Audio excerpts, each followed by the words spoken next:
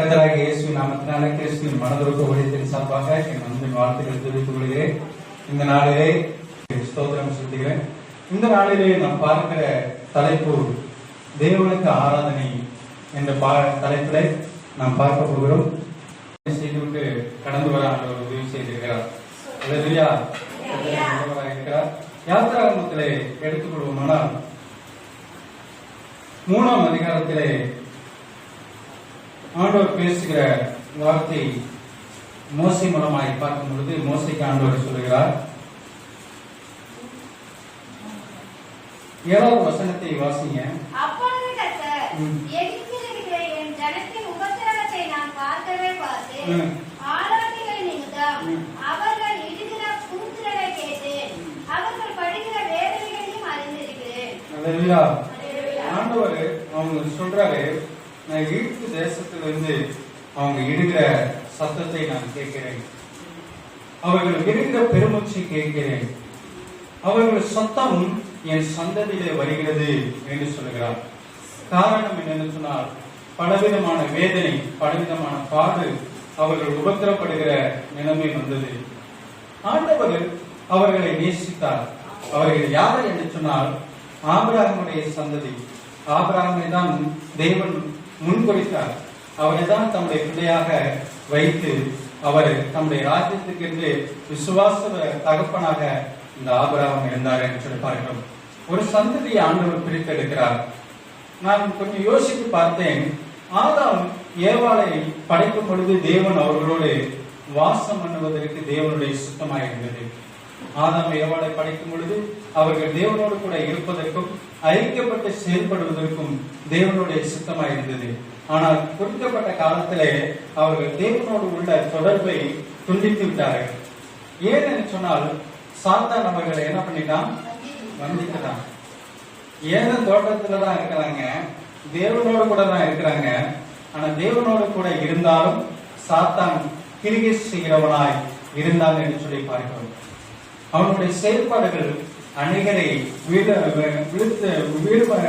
வைக்கிறதற்கு ஆதி தகப்பனாக இருந்த ஆதாம் ஏவாளை வஞ்சித்தான்.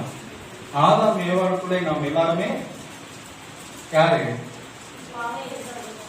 யாருன்னு சொல்லுங்க? பாவிகள். அல்லேலூயா. நான் ராஜாவுடைய குடும்பத்தினுடைய பிள்ளைகள் சொல்லி காரணம் சொல்லிடுவேன். நான் முக்கியமான தலைவருடைய குழந்தைகள்னு சொல்றாங்க. ஆனா நம்ம எல்லாருமே யாருடைய குழந்தை? ஆதாம் ஏவாள் பாவம் செஞ்ச அந்த பாவத்தினுடைய குழந்தைகளாக நாம் இருக்கிறோம். அல்லேலூயா. ஆண்டவர் உதவி செய்கிறோம். ஆனா இன்னைக்கு பாவத்தின் தன்மையிலிருந்து நம்முடைய ஆண்டவராகிய இயேசு கிறிஸ்து அவருடைய சொந்த இரத்தத்தினால் நம்மளை மீட்டெடுத்திருக்கிறார். அதை நாம் விசுவாசிக்கணும். அவருடைய இரத்தம் கொண்டுதான் நம்ம விடுவிக்கப்பட்டிருக்கோம். அடிமத்தனத்திலிருந்து நம்ம விடுவிக்கப்பட்டிருக்கோம். அப்படி பிடித்தெடுக்கப்பட்ட அந்த சந்ததி எகிப்து தேசத்திலே போய் அடிமைப்பட்டிருக்கிறாங்க. அந்த அடிமைத்தனத்தில் இருக்கும் பொழுது அவர்களை மீட்டெடுப்பதற்காக தேவனுடைய விருப்பம் என்னன்னா, அவர்களை மீட்டெடுப்பதற்காக ஒரு மனிதனை அனுப்ப வேண்டும் என்று சொல்லி தேவனுடைய விருப்பமா இருந்தது. யார மீட்டெடுப்பதற்காக அனுப்பலாம்னு சொன்னா, தேசத்துல பார்க்கும் பொழுது மோசே வருகிற காலத்துல 2 வயசு குழந்தையெல்லாம் சாகணும்னு சொல்லி ராஜா உத்தரவு போட்டுட்டான். காரணம் என்னன்னு சொன்னா, ஆண் குழந்தைகள் பெருகினால் அவங்க சந்ததி பெருகும், இனிமே நம்மளை காட்டிலும் பலவான்களாய் மாறிவிடுவாங்கன்னு சொல்லி ஒரு தவறான திட்டத்தை சாத்தான் அந்த வேலையில கொடுத்திருக்கலாம். ஆனால் அந்த திட்டத்திற்கு அவன் கீழ்ப்படுத்ததுனாலே அநேக ஆண் பிள்ளைகளை கொலை செய்வதற்கு அவன் என்ன பண்ணான்? சுத்தம் கொண்டிருந்தான். அப்போ ராஜாவுடைய உத்தரவின்படி எல்லா ஆண் பிள்ளைகளை கொலை செய்வதற்காக கடந்து செல்லும்போது இந்த மோசே ஜலத்திலே ஜலத்திலே அனுப்பப்படுகிறார். நாணல் பெட்டியை அவங்க பெற்றோர் செய்து அனுப்பி விடுகிறார்கள். அது எப்படியாச்சும் போய் ஆத்தா போய் எங்கேயாச்சும் போய் பொழைச்சிக்கிட்டோம், ஊரு தெரியாத ஊர்ல போய் எப்படியாச்சும் உயிரோட வாழட்டும் என்கிற ஒரு நிலைமை. அந்த தண்ணீர்களை போகும் பொழுது தாயுடைய வேதனை எப்படி இருந்திருக்கும்?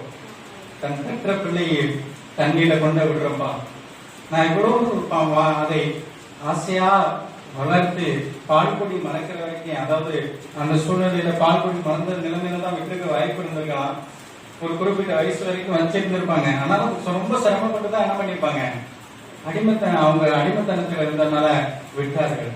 அப்போ அவங்களுடைய எய்ம் எப்படி இருந்திருக்கும், நம்ம பிள்ளை பிழைக்குமா பிழைக்காதா, இது என்ன நடக்கும், ஆத்துல போகும்போது அப்படியே சூறாவளி காத்துல இருந்து அந்த சுழல் வந்து அடிச்சு உள்ள அமுக்கிட்டுன்னா எவ்வளவு பாதிப்பு இருக்கும். ஆனாலும் அந்த பாதிப்புல எல்லாம் தேவன் அவர்கள் கொண்டு ஒரு திட்டத்தை வைத்திருந்ததினாலே ஆண்டவர் மீட்டெடுக்கிறார். அல்லேலூயா. பாதிப்பை கொண்டு அவர் கலங்கல, பாதிப்பு கொண்டு அவரை தேவனுடைய திட்டம் மாறல. 2 வயசுல குழந்தை கொல்றதுக்கு ஆர்டர் வந்துட்டு, சட்டம் வந்துட்டு, எல்லாமே மாறும்போது இனிமே ஒன்றும் செய்ய முடியாது. அடிமையா இருக்கிற சூழ்நிலையில எந்த உரிமைக்காகவும் வழக்காட முடியாத நிலைமையில் இருக்கும்போது அந்த மோசையை குறித்து தேவன் அருமையான ஒரு திட்டத்தை வைத்திருந்தார். அவரை கொண்டுதான் இஸ்ரவேல் ஜனங்களை மீட்டெடுக்க வேண்டும் என்று சொல்லி தேவனுடைய விருப்பமா இருந்தது. அதே போலதான் நம்மளை குறித்து ஆண்டவர் சின்ன சின்ன வயசுல நம்மளுடைய இந்த காலம் வரைக்கும் நம்ம மறித்திடாதபடிக்கு தேவன் அவருடைய திட்டத்தின்படியாக நம்மளை ஆண்டவர் காப்பாற்றி இருக்கிறார். அல்லேலூயா. ஆண்டவர் உதவி செய்கிறவர். என்னுடைய சிறு வயசுலே நான் குளத்துல, அதாவது இடுப்பளவு தண்ணியில மதந்தன் என்று சொன்னார்கள். எனக்கு தெரியாது. ஆனால் என்னை காப்பாற்றினவர் இன்னும் உயிரோடு இருக்கிறார். அல்லேலூயா. எங்க பாட்டி வீட்டுல இருக்கிற குளத்துல விளையாண்டு கொண்டிருக்கும் போது அந்த தண்ணீரை விழுந்து விட்டேன் என்று சொன்னார்கள். ஆனாலும் அந்த மாட்டுடைய சக்கரத்தை, அதாவது மாட்டு வண்டியுடைய சக்கரத்தை சுழற்றி தண்ணி எடுத்தோம்னு சொன்னாங்க. அது என்னன்னு எனக்கு தெரியாது. ஆனா காப்பாற்றுறவங்க சொன்னதை நான் குறித்து கேள்விப்பட்டிருக்கிறேன். அல்லேலூயா. கர்த்தர் பாதுகாத்தார். எத்தனையோ ஆபத்துகள், எத்தனையோ சூழ்நிலைகள், ஒவ்வொருத்தவங்களுக்கும் ஒவ்வொரு ஆபத்து சூழ்நிலைகள் வந்திருக்கலாம், வராமல் இருந்திருக்காது. எத்தனை பேர் நம்புறீங்க? அல்லேலூயா. பாதி பேரு கையை தூக்கிட்டீங்க. நீங்களும் நானும் தப்பிச்சது என்னன்னு தெரியுமா? ஆண்டவருடைய கிருபை. ஆண்டவருடைய கிருபை. ஆண்டவர் இந்த நாளிலே நம்மளை ஆராதனை செய்யும்படியாக, அவர் சந்நிதிக்கு கொண்டு வரும்படியாக அவர் திட்டம் ஏற்றிருக்கிறாரு. அதனாலதான் நம்ம எங்கேயோ பிறந்த நம்மளை, எங்கேயோ நம்ம செயல்பட்ட நம்மளை ஆண்டவராக இயேசு கிறிஸ்து நம்ம மீட்டெடுத்திருக்கிறாரு. அந்த இஸ்ரவேல் ஜனங்கள் ஒடுக்கப்படுகிற அந்த ஒடுக்கத்தை ஆண்டவர் கேட்டார். கேட்டுட்டு மீடியா அதாவது பார்க்கும் பொழுது அவர் ஆடுகள் மீட்டு கொண்டிருந்த அந்த மோசே இடத்துல தேவன் பேசுகிறார். நீ என் ஜனங்களை மீட்டெடுக்கணும்பா, நீ அவங்கள்ட்ட போய் கொண்டுட்டு வரணும், அழைச்சிட்டு வந்து நீ சீனாய் மலையில எனக்கு ஆராதனை செய்யணும்னு சொல்லி ஆண்டவர் பேசுகிறார். இவர் எப்படி சொல்றாரு, நான் எப்படி போக முடியும்? காரணம் என்னன்னா, மோசே அவர் தண்ணீரை விடப்படும் போது அவரை எடுத்து வளர்த்தது யாரு? ராஜாவுடைய மகள்.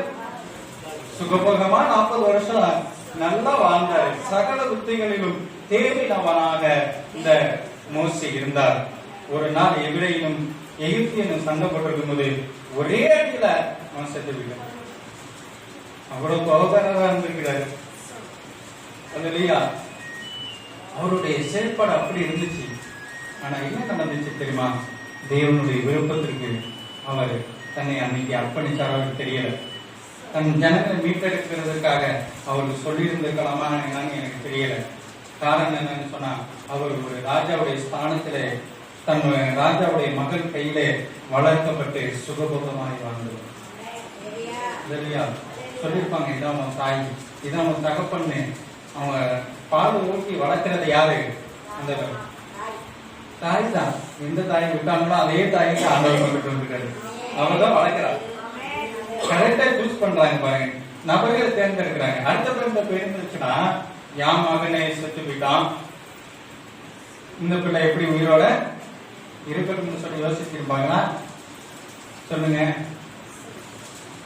எல்லா ஆண் பிள்ளைகளும் சாகுறாங்க. எல்லா ஆண் பிள்ளைகளும் சாகிறதுக்காக ராஜா ஒப்பு கொடுத்துருக்காரு. அப்போ வேற மாற்றாந்த ஐட்டை கொடுத்துட்டா எப்படி நடந்திருக்கும்? யோசிங்க. உங்க பிள்ளைய இன்னொரு தாய் வளர்த்தா எப்படி இருக்கும்? கொன்றுவாங்க. அவ்வளவுதான். என்ன நடக்கும்னே தெரியாது. நான் பார்த்ததெல்லாம் நல்லா தான் கொடுத்தேன், நல்லா தான் பார்த்துக்கிட்டேன்.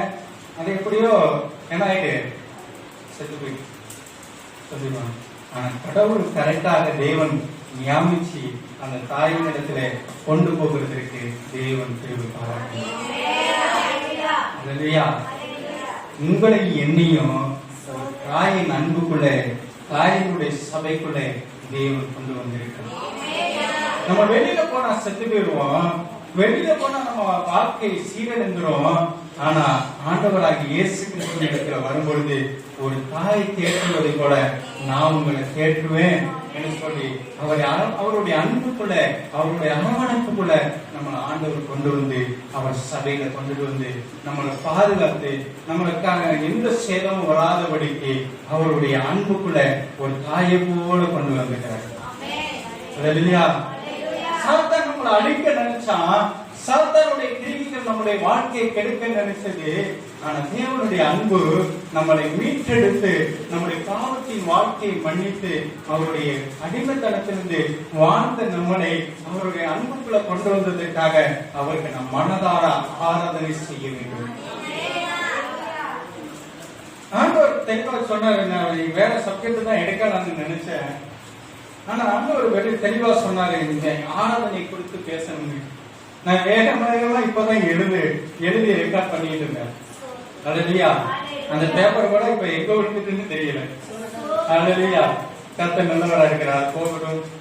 ஆண்டவர் பெரிய காரியங்களை செய்கிறார். எதுக்காக சொல்றேன்னா, தேவனுடைய விருப்பம் நம்ம ஆராதனை செய்வது. எங்க வந்து ஆராதனை செய்யணும் சொல்லுங்க? தாய் வீட்டுல. நல்லதுயா. அவர் தாயை போல நம்மளை சுமந்து, தாய் போல தேற்றி, தந்தை போல ஆற்றி, தோள் மீது சுமந்திடும் என் இயேசையா. தாய் தந்தை போல ஆற்றி, தோள் மீது சுமந்திடும் என் இயேசையா.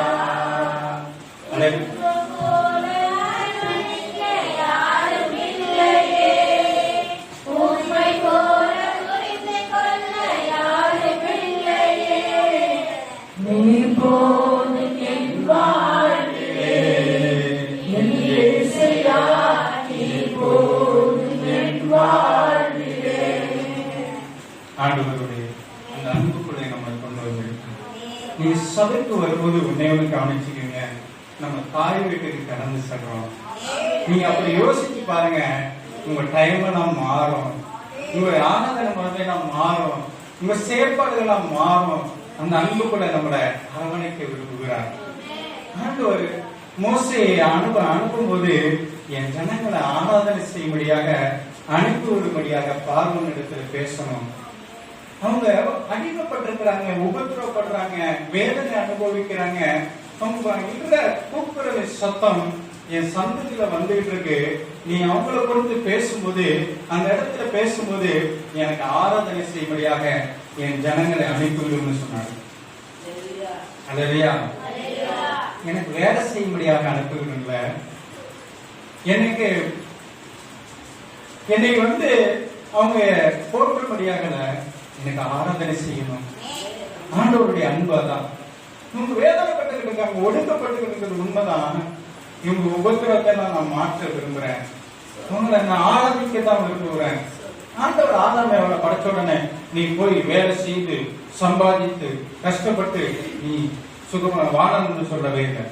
நீ பழத்தை போய் சாப்பிடுவா, நன்மை தீமை அறியத்தக்க கனியை சாப்பிட்டு நீ என்ன பண்ண, என்னோட உலாவிக்கிட்டு என்னோட இருன்னு சொல்லி சொன்னாரு. ஆனா பாவம் செஞ்ச பிற்பாடுதான் அந்த வேலையினுடைய தன்மை மாறுகிறது. நீ வேலை செஞ்சு நெத்தி வேலை செஞ்சுதான் என்ன பண்ணணும், சாப்பிடணும். அல்லேலூயா. கஷ்டப்பட்டுதான் வேலை செஞ்சு சாப்பிடணும். சுகபோதமாய் யாருக்கும் ஞாபகப்படணும். உங்களுக்கும் வேலை செய்யணும், எங்களுக்கும் வேலை செய்யணும். அல்லேலூயா. நாங்க ஆண்டவர்களுடைய வேலை செய்யணும். அல்லேலூயா. தெரு தெருவா போய் இயேசுவின் நாமம். அல்லேலூயா. இயேசு உங்களை ரட்சிக்கிறார். இயேசுவின் அன்பு எங்களை மீட்டு எடுத்திருக்கிறதுன்னு சொல்றோம். அல்லையா? அப்ப ஒவ்வொருத்தவங்களும் ஒவ்வொரு வேலைகளையும் நம்ம என்ன பண்ணிட்டு இருக்கோம், செஞ்சுக்கிட்டு இருக்கோம். ஆனா அந்த சாபம் எப்போ வந்துச்சு? தேவனோடு உள்ள தொடர்பு துண்டிக்கப்பட்டதினால் சாபம் வந்தது. அல்லையா? அந்த அடிமைத்தனத்திலிருந்து மீட்டெடுக்க, அதாவது மோசே மூலமாக இஸ்ரவேல் ஜனங்களை மீட்டெடுப்பதற்கு ஒரு பலமான திட்டத்தை யாருக்கு கொடுக்கிறான்னா மோசேக்கு கொடுக்கிறாரு. நீ போய் மீட்டெடுக்கணும். இவரு சொல்றாரு, என்னை நம்ப மாட்டாங்க. உங்க ஊருக்குள்ள போய் இயேசு நல்லவர்னு சொன்னீங்கன்னா இவங்க என்ன பைத்தியக்காரி பேசுறது போல ஏதோ ஒரு புதுசா எங்கேயோ போயிட்டு கத்துக்கிட்டு வந்துட்டு அங்க ஏதோ பழக்க விட்டுட்டாங்க. சொல்லுவாங்களா இல்லையா? ஏதோ மாறிட்டு இங்க வந்து அன்னைக்கு இப்படி இப்படின்னு கத்திட்டு இருந்தாங்க, இன்னைக்கு இயேசு இயேசுன்னு கத்துறாங்களே. இல்லையா?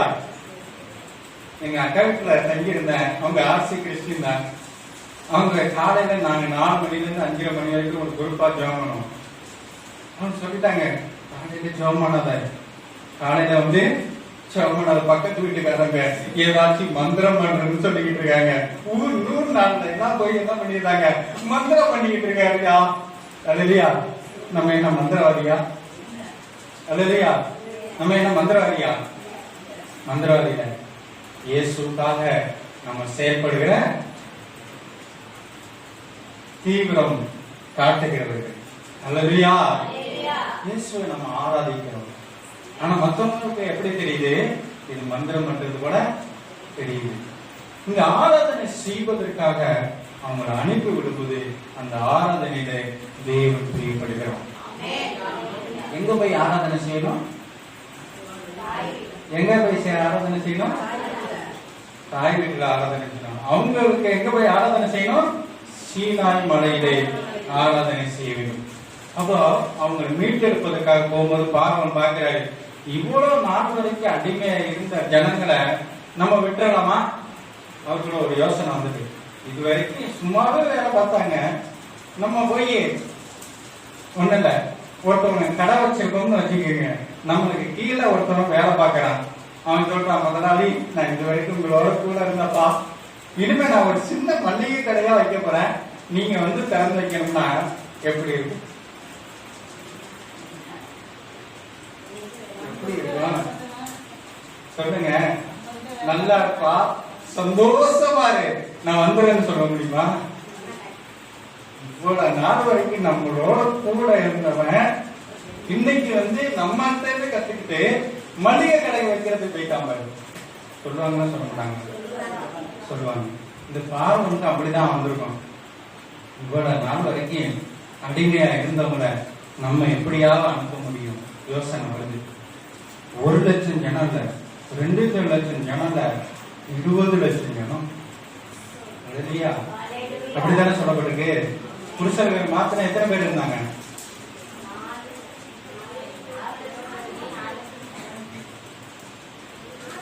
6ஆம் நாளா 6 சொல்றாங்க. கையில எடுத்துங்க.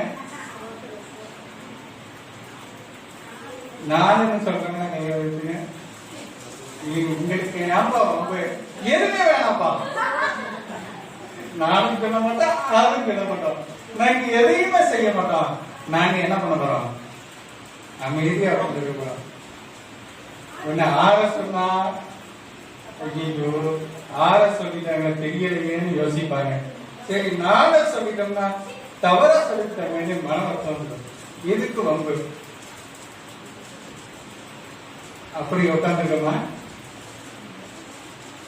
இன்னைக்கு நம்முடைய அறியாமை என்னன்னு தெரியுமா? நாம் வேதத்தை சரியாக தெரிந்து கொள்ளாததுனால பிசாசு நம்ம மேல சரியாக ஆட்கொள்கிறான். அவன் தந்திரக்காரனா இருந்து செயல்பட்டு நம்முடைய வாழ்க்கையில முன்னேற முடியாதபடிக்கு செயல்பட வைக்கிறான். சத்தியத்தை சத்தியமாக நாம் புரிந்து கொள்ள வேண்டும். வேத வார்த்தைகளை அப்படியே நம் இருதய பலகையில எழுதி கொண்டு அதை தியானிக்கும் போது இந்தந்த வார்த்தை வரும்போது அந்தந்த வார்த்தைகளை நம்ம பயன்படுத்துவோம் சரியாக. அல்லேலூயா. நீங்க ஆராதனை செய்யும் போதே அங்கேருந்து பைய எடுத்துக்கிட்டு வேக வேகமா வந்துட்டு சாயந்தரம் மத்தியானத்துக்கு மேல அவங்க பிற்பாடு நான் பைய எடுத்துக்கிட்டு நான் மறுபடியும் வீட்டுக்கு போயிடணும் முக்கியம் கிடையாது. நாம் எப்படி வருகிறோம் என்பது முக்கியம் இல்ல, என்ன கற்றுக்கொண்டோம் என்பதுதான் முக்கியமாக இருக்கிறது. என்ன கற்றுக்கொண்டோம்? இன்னைக்கு என்ன பிரசங்கம் கற்றுக்கொண்டோம்? அதுதான் ரொம்ப முக்கியமாக இருக்கிறது. அல்லேலூயா. நம்மளோட ஆண்டவர் என்ன வார்த்தையின் மூலமாய் பேசினார், நாம் எதிலே சரி பண்ண வேண்டும், எதிலே சரியாகி தேவனுடைய விருப்பத்தை நிறைவேற்ற வேண்டும் என்று சொல்லி அப்படிப்பட்ட எண்ணம் நம்மளுக்குள்ள என்ன பண்ணணும் வரணும். அல்லேலூயா. நம்ம சாட்சி எப்படி இருக்கிறது? என்னை ஆண்டவர் இப்படியெல்லாம் சுகமாக்கினார், இந்த வாகனத்தை வாங்கி கொடுத்தார், இந்த இப்படி நடக்க வைத்தார், இப்படி ஓட வைத்தார்னு சொல்றோம். நான் ஆண்டவருக்குள்ள வந்தோடனே என் கோபம் மாறிட்டுப்பா, மோசைக்கு மாறிடுச்சு. ஒரே அடி அடிச்சவரு ஆண்டவருக்கு முன்னாடி சொல்றாரு, நான் திக்குவாய் ஆண்டவரே, நான் நான் உள்ளவன் ஆண்டவரே, என்ன நான் போய் எப்படி பேச முடியும்? சாந்த குணமுள்ளவராய் மாறுகிறார், மிகுந்த சாந்த குணமுள்ளவராய் மாறுகிறார். நம்ம ஆராதனை செய்யும் போது நம்ம ரோமர் 12 அதிகாரம் 1-2 வாசிங்க.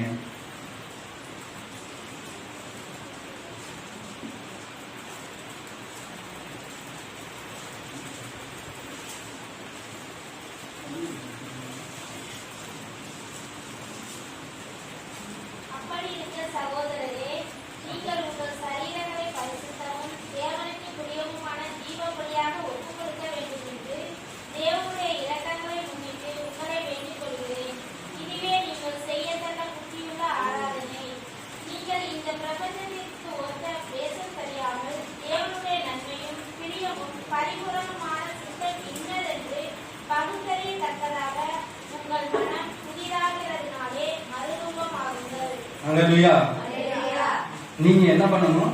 உங்க சரீரத்தை என்ன பண்ணணும்? எப்படி ஆராதனை செய்யணும் சொல்லுங்க. எப்படி ஆராதனை செய்யணுமா? நீங்க உங்க சரீரங்களை சேனைகளின் கர்த்தர், சேனைகளின் கர்த்தர், சேனைகளின் கர்த்தர் சொல்லுங்க. பரிசுத்த பரிசுத்த பரிசுத்த. அல்லேலூயா. நாம் ஆராதிக்கிற தேவன் பாவம் நிறைந்தவர் அல்ல, ஒரு பரிசுத்தமுள்ள வாழ்க்கை வாழுகிறவர் நம்முடைய தெய்வமாக இருக்கிறார். அல்லேலூயா. அதை விசுவாசிக்கிறீங்க தானே? எத்தனை பேர் விசுவாசிக்கிறீங்க? ஆராதிக்கிற தேவன் யாரு? பரிசுத்தர். நீங்க சொல்லுங்க, நாங்க ஆராதிக்கிற தேவன் பரிசுத்தர் யார்? அவரிடத்துல பாவம் இல்லை. இயேசு சொன்னார், என்னிடத்துல பாவம் உண்டு என்று உங்களால் யார் சொல்ல முடியும்னு சொன்னார். பாவம் இல்லாத ஒருத்தவர் தான் பாவத்திலிருந்து விடுதலை கொடுப்பதற்காக தன்னை ஜீவ பலியாக அர்ப்பணித்தார் என்று சொல்லப்பட்டிருக்கிறது. அல்லேலூயா. ஏன் ஜீவ பலியாக அவர் அர்ப்பணிக்கணும்? ஜீவ பலியாக அவர் தன்னை ஒப்பு கொடுக்கணும், ஜீவ பலியாக அவர் இறங்கணும்னு சொன்னா எதுக்காக சொல்லுங்க? எதுக்காக அவர் அப்படி செய்யணும்னு சொல்லுங்க.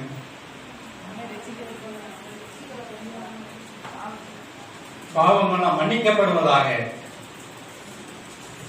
சொல்லியிருக்கணும். எல்லா மனக்குலத்தினுடைய பாவங்கள் மன்னிக்கப்படுவதாக.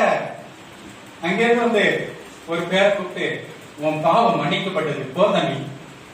ஒரு சகோதரியை கூப்பிட்டு, உன் பாவம் மன்னிக்கப்பட்டது போ தம்பி. எளிமையா போயிருக்கும்ல, சொல்லியிருக்கலாமா இல்லையா? அவர் கடவுள் தானே. அவர் மனுஷனா பிறந்து அவர் அடிக்கப்பட்டு இரத்த சிந்தி தன்னுடைய உயிரை கொடுப்பதற்கு காரணம் என்ன? பழைய ஏற்பாட்டினுடைய காரியம், ஒரு ஆடு அடிக்கப்பட்டு அதனுடைய இரத்தம் என்ன பண்ணணும்? பலிபீடத்துல தெளிக்கப்படணும், பாவ நிவர்த்தி செய்யப்பட வேண்டும். அப்படிப்பட்ட ஒரு ரத்தம் சிந்தப்பட வேண்டும். ஆற்றல் ரத்தம் சிந்தினோன்னு இவங்களுக்கு பாவம் செய்வதற்கு துணிகரம் வந்துட்டு ஒரு ஆடு தனையா சொல்லி, அப்போ ஆடுடைய ரத்தம் சிந்தப்படுவதனால என்ன பண்ணிடுவாங்க? ஈஸியாக என்ன பண்ணிடுவாங்க? பாவத்தை செய்வீங்கன்னா செய்ய மாட்டீங்களா? 100 ஆடு இருக்கு, ஒரு ஆடு போனா கஷ்டமா? கவலை கிடையாது. இன்னைக்கு நிறைய பேர் சொல்லுவாங்க, பிரதர் செம்மனுங்க, நான் உங்களுக்கு எவ்வளவு காணிக்க வேணாலும் கொடுத்துறேன். பொருத்தனை பண்ணி காணிக்க தந்துடுறேன். ஃபர்ஸ்ட் நான் சொல்லுவேன், நீங்க ஃபர்ஸ்ட் பொருத்தனையாக காணிக்கையாக ஆண்டவர்கிட்ட ஒப்பு கொடுங்க. அல்லேலூயா. இன்னைக்கு தன்னுடைய பணத்தை இழப்பதற்கு ஆயத்தமா இருக்கிறாங்க. ஆனா தன்னை இழப்பதற்கு ஆயத்தம் உள்ளவர்கள் எத்தனை பேர் சொல்லுங்க. நம்மளும் சந்திப்பு இருக்கலாம். நீங்க சர்ச்சைக்கு போறீங்களா, நீங்க இந்தாங்க காணிக்க கொண்டு செலுத்துங்க. முதல்ல உங்களை தான் கூப்பிடுறாரு ஆண்டவர். யார கூப்பிடுறாரு? யார கூப்பிடுறாரு? அவரைத்தான் கூப்பிடுறாரு. காணிக்க கொடுக்கிறது இல்லை. தேவன் அதுக்கு மேல பிரியமா இருக்கிறது இல்லை. அப்ப காணிக்கை செலுத்தக்கூடாதுதான். ஆலயத்துக்கு போன ஒரு உபதேசம் இருக்கு, காணிக்கை செலுத்தக்கூடாது. வேதம் சொல்றது உற்சாகமா கொடுக்கிறவன் இடத்துல எதை கொடுக்கணும்? கொடுங்கள் அப்பொழுது கொடுக்கப்படும். இயேசு சொல்றாரு, சீரகம் வெந்தயத்தெல்லாம் காணிக்கை கொடுக்குறீங்க, உங்களை கொடுக்க மாட்டீங்க.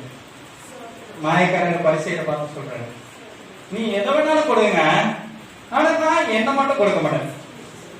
அல்லேலூயா. ஒரு 100 மூட்டை விளைகிற இடத்துல 1 மூட்டை கொடுக்கறது கஷ்டமா? அல்லேலூயா. 1 லட்சம் ரூபாய் வாங்குறப்பா 10,000 கொடுப்பது கஷ்டமா? அல்லேலூயா. நம்ம பிறகு ஆண்டு ஒரு சித்தமுள்ளவராக இருக்காரு. காணிக்கை தானே, தசமா பாகம் தானே, கொடுத்துருவோம். அதுல பிரியப்பட்டு இருந்துடக்கூடாது. நம்முடைய ஜீவபலியாக அர்ப்பணிச்சுட்டு அதை மனதார செலுத்த வேண்டும். அப்போஸ்தலர்களுடைய பாதத்திலே அவர்கள் கொண்டு வந்து வைத்தார்கள். அல்லேலூயா. யார் கொண்டு வந்து வைத்தது? ஆரம்ப கால சபை விசுவாசிகள். காணிக்கையும் சுத்தலாம் வித்ததெல்லாம் கொண்டு வந்து, ஐயா எங்களுக்கு இனிமே இது வேணாம், நீங்க சொல்ற வசனம் போதும்பா, எங்களுக்கு அந்த ஒரு உபதேசம் போதும், அந்த வசனத்துக்கு கீழ்ப்படுகிறோம்னு சொல்லி தங்களை காணிக்கையாக அர்ப்பணிச்சது மாத்திரமல்ல, அவங்க ஆஸ்திகளை விட்டு என்ன பண்ணாங்க? கொடுத்தார்கள் என்று வேதம் சொல்கிறது. அல்லேலூயா. அல்லேலூயா. பாதத்துல வச்சுட்டாங்க. நம் காணிக்கையை அங்கீகரிக்க தேவன் சுத்தமுள்ளவராக இருக்கிறார். அதற்கு முன்னாடி நம்ம என்ன பண்ணணும்? ரோமர் 12:1-2 படி நம்ம பரிசுத்தமோ தேவனுக்கு பிரியமான, இதுதான் முக்கியம், தேவனுக்கு பிரியமான ஜீவ பலியாக நம்ம என்ன பண்ணணுமா? ஒப்பு கொடுக்க வேண்டும். ஏன்னா தேவனுடைய இரக்கங்களை முன்னிட்டு உங்களை வேண்டிக் கொள்கிறேன், இதுவே நீங்க செய்யத்தக்க புத்தியுள்ள ஆராதனையா இருக்கிறது. எத்தனை பேர் அப்படி வந்திருக்கீங்க? எனக்கே சந்தேகமா இருக்குப்பா, நான் கையை தூக்கணும் வேணாமான்னு. அப்படி எரியும். அப்படிதான் நான் ஜெபம் பண்ண சொன்னேன். நாங்க இணைஞ்சிருக்கிற ஐக்கிய, அதாவது போன்ல ஜெபிக்கிறவங்க, நீ ஜெபம் பண்ணிக்க நான் ஜெபம் பண்ணுவேன், நீ ஜெபம் பண்ணிக்க நான் ஜெபம் பண்ணுவேன்.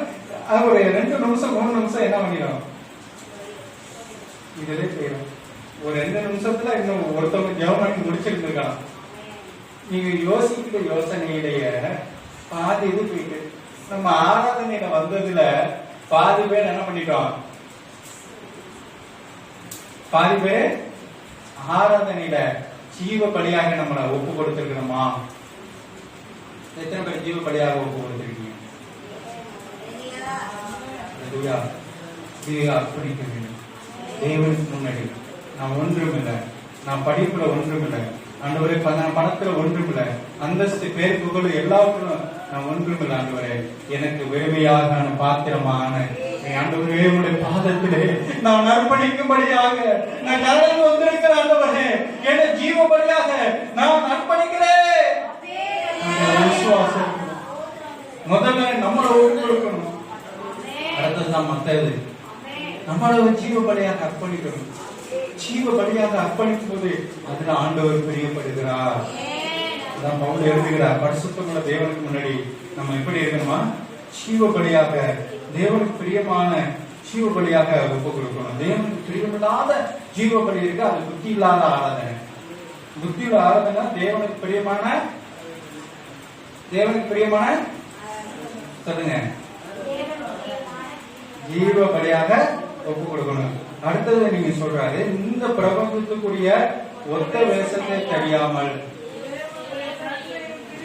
இன்னைக்கு நிறைய பேர் வேஷம் போடுறவங்க தான் நிறைய பேர். ஹல்லேலூயா ஹல்லேலூயான்னு சொல்லி உள்ளுக்குள்ள வந்து நல்லா ஆர்ப்பரிச்சு ஜெபம் பண்ணிட்டு வெளியில போய் 10ஓட 11 அடுத்த ஞாயிற்றுக்கிழமை நம்ம பார்த்துக்கிடுவோம். யாருப்பா நம்மளை பார்க்க போறாங்க? அப்படித்தானே? அல்லையா? கொஞ்சம் யோசிச்சு பாருங்க.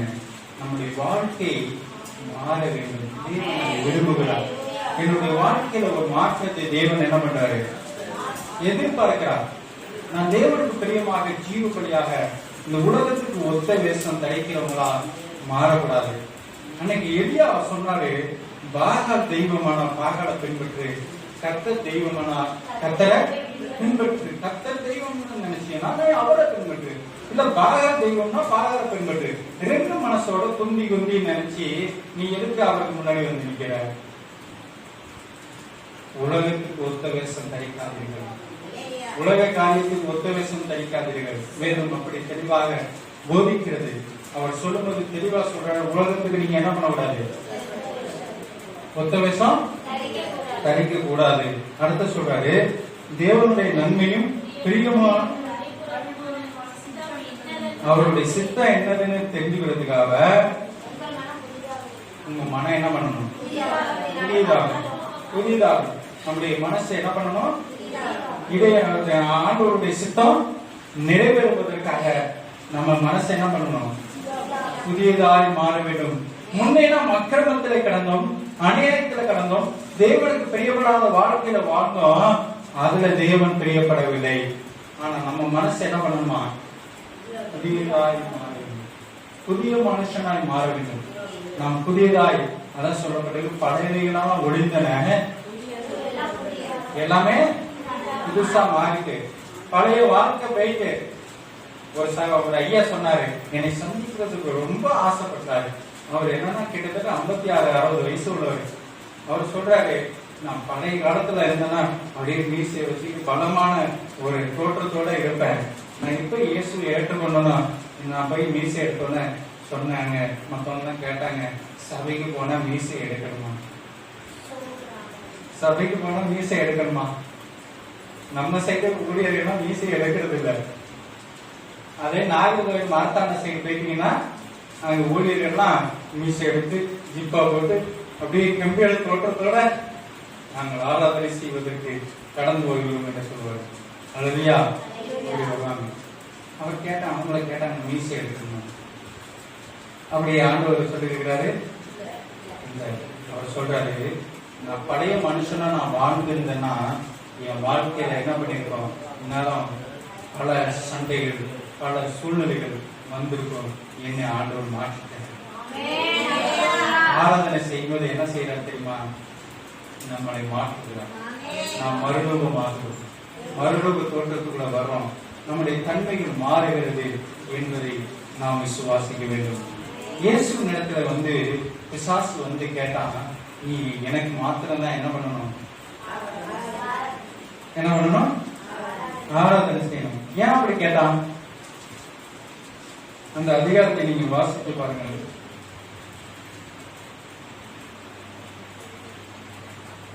ஏழு 8 வாசிங்க. அதாவது மத்திய எழுதின சுவிசேஷம் 4ஆம் அதிகாரம் 7-8.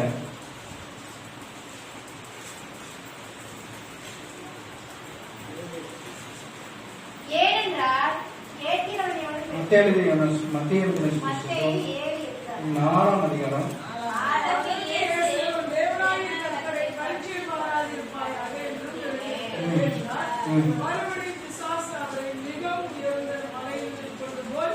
உலகத்தின் சகல ராஜ்யங்களையும் மகிமையும் அவருக்கு காண்பித்து, நீ சாஷ்டாங்கமாய் விழுந்து என்னை பணிந்து கொண்டால் இவைகள் எல்லாம் உனக்கு நல்வேறு என்றார். அப்பொழுது இயேசு, அப்பாலே போ சாத்தானே, ஒரு தேவனாகிய கர்த்தரை பணிந்து கொண்டு அவர் ஒருவருக்கே ஆராதனை செய்வாயாக என்று எழுதியிருக்கிறதே. தேவனாகிய கர்த்தர் ஒருவருக்கே என்ன பண்ணணும்? ஆராதனை செய்யணும். எப்படி ஆராதனை செய்யுமா? பணிந்து கொண்டு. அல்லேலூயா. பணிந்து கொண்டு நம்ம ஆராதனை செய்யணும்.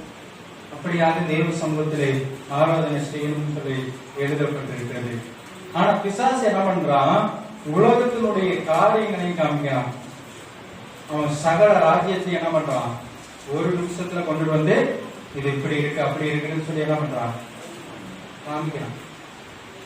1 கோடி ரூபாய் கொடுத்தா சபைக்கு வரக்கூடாதுன்னு சொன்னா வராம இருப்போமா? யோசிங்க. நீ சபைக்கு போனீங்கன்னா 1 கோடி ரூபாய் கிடையாது, நான் 1 கோடி ரூபாய் தரேன், நீ சர்ச்சைக்கே போக வேண்டாம். ரொம்ப சந்தோஷம், ரொம்ப சந்தோஷம். 1 கோடி ரூபாய் கிடைச்சிருப்பா, ரொம்ப சந்தோஷம். நான் இங்க வச்சு சுகபோகமா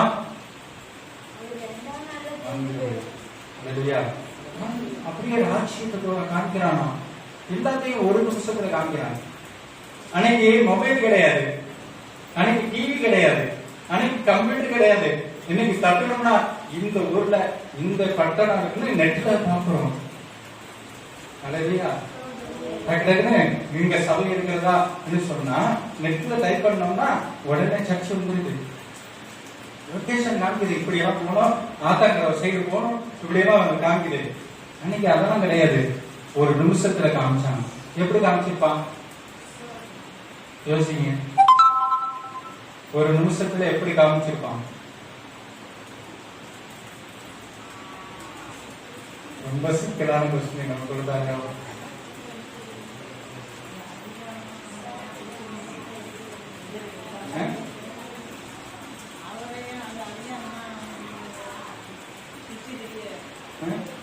எப்படி சொல்லுங்க, தப்பா ரைட்டா? எப்படி காமிச்சிருப்பான்?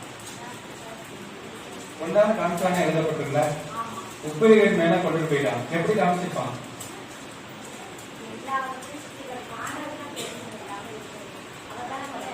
இவன் காமிச்சான்னு சொல்லப்பட்டிருக்கு, எப்படி காமிச்சிருப்பான்?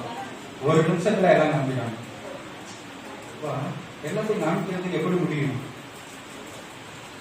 என்ன கொண்டுட்டு வந்திருப்பான்? பொண்ணை கொண்டு வந்திருப்பான், நகையை கொண்டு, இது பணத்தை கொண்டுட்டு வந்திருப்பான், அதிகாரத்தை கொண்டு வந்திருப்பான், அதை கொண்டு வந்திருப்பான், எல்லாத்தையும் கொண்டுட்டு வந்து இதெல்லாம் எனக்கு கொடுக்கப்பட்டிருக்கிறது, நீங்க என்ன வணங்கிக்கிட்டா நான் அப்படி என்ன பண்ணிடுறேன்? சிம்பிள் கொஸ்டின், ஒண்ணு கிடையாது.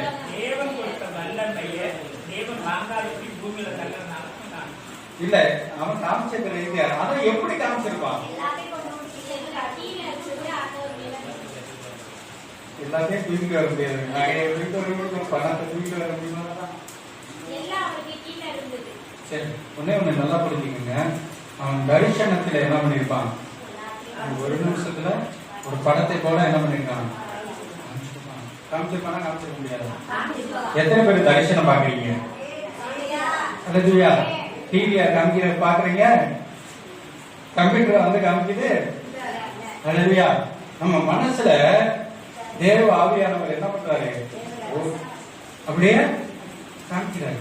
பிசாசு துரத்துற மாதிரி எத்தனை பேர் பார்த்திருக்கீங்க? பாம்பு துரத்துற மாதிரி எத்தனை பேர் பார்த்திருக்கீங்க? பார்த்திருக்கீங்க? அதை யார் காமிச்சது? காமிச்சாங்க. அவ 1 நிமிஷத்துல நீ இந்த பாவத்தை செய்ய, இந்த காரியத்தை செய்யணும் அப்படியே 1 நிமிஷத்துல கொண்டிடுவான். அப்படியே உணர்த்துக்கிறான், அப்படியே காமிக்கிறான். நீ ஒண்ணு செய்ய, ஆண்டவராகிய இயேசு கிறிஸ்துவை பார்த்து சொல்றான், என் காலில் விழுந்து பணிஞ்சுக்கிட்டீங்கன்னா சிம்பிளா முடிஞ்சுட்டு நான் தந்துடுறேன்ப்பா. அல்லேலூயா. இன்னைக்கு காலில் விழுந்தே சாதிக்கிறவங்க நிறைய பேர் இருக்கிறாங்க. ஐயா சாமி உங்களை விட்டா வேற யாருமே இல்லப்பா, சாஸ்தாங்கமா அப்படியே விழுந்து என்னை காப்பாத்திடுங்க, விழுந்து என்ன பண்ணிடுறாங்க? சாதிச்சிடுறாங்க. அப்போ சொல்லிட்டேன், என்கிட்ட ராஜ்யம் இருக்கு, நான் தந்துடுறேன்.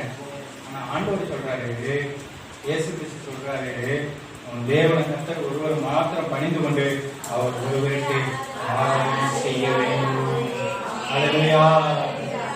என்ன கொடுத்தாலும் ஈடாகிடும். ஒரு பாட்டு இருக்கு அழகா, ஆடை கேட்டா கொடுத்துருவேன்னு ஒரு பாட்டு அழகா பாடுவாங்க. ஆண்டவருக்கு ஈடா எதுவுமே செலுத்த முடியாது. அவர் பொண்ணை வெளியே நீங்களும் நானும் ஆராதனை பெரிய செய்யணும்னு தான் அவருடைய பிரியமா இருக்கிறது. அவர் சொல்லியிருக்கிறார், நான் ஏற்படுத்தின என் ஜனங்கள் என் துதியை சொல்லி வருவாங்க. ஆண்டவரை நம்ம மனதார ஆராதிக்க போறோம். எத்தனை பேர் விசுவாசிக்கிறீங்க? அல்லேலூயா. நம்ம மாற்றம் உண்டாகணும். உள்ள வரும்போது சந்தோஷம், ஆராதனை செய்கிறோம் என்கிற ஒரு மகிழ்ச்சி இருக்கணும். யாரையும் பார்க்க கூடாது, கண்ணை மூடிட்டு அழகா ஆராதிக்கலாம். கணம் திறந்தாலும் பரவாயில்ல, நீங்க ஆராதிக்கல, எப்படி வேணாலும் ஆராதனை செய்யுங்கள். உங்க இருதயம் தேவனோடு கூட அப்படியே உறவாடணும், தேவனோடு கூட தொடர்பு இருக்கணும். எப்ப வேணாலும் ஆராதிக்கலாம், அவரோடு கூட நம்ம இருக்கணும். இடைவிடாமல் ஆண்டவருக்கு என்ன பண்ணணும்? ஆராதிக்க